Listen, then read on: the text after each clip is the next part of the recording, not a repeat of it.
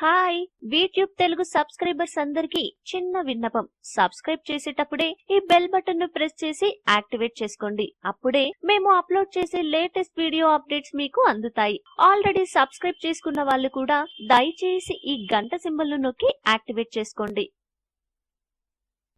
ఒకప్పుడు కార్ అంటే కేవలం ధనికులకు మాత్రమే ఉండే విలాస వస్తువుగా పేరుగాంచింది. అయితే ఇప్పుడు అలా కాదు.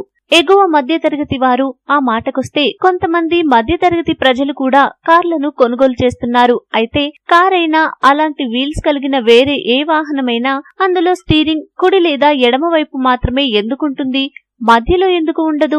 ఎప్పుడైనా ఆలోచించారా? అలా ఎందుకు ఉండదో ఇప్పుడు తెలుసుకుందాం.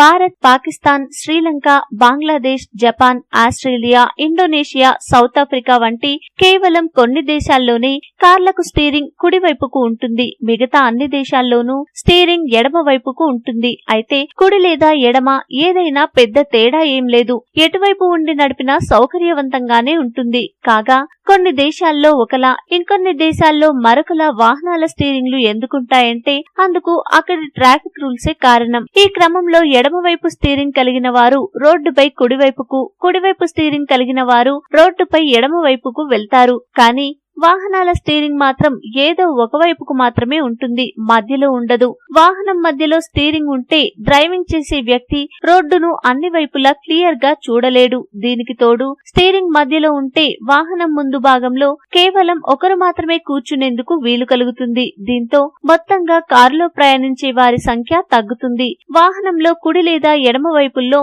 ఏదో ఒక సైడ్ మాత్రమే స్టీరింగ్ ఉంటే వాహనాన్ని సులభంగా యూటర్న్ చేయవచ్చు. మీకు ఈ వీడియో నచ్చితే లైక్ చేయండి, మీ ఫ్రెండ్స్ తో షేర్ చేసుకోండి, కానీ సబ్స్క్రైబ్ చేయడం మాత్రం మర్చిపోకండి. Thanks for watching.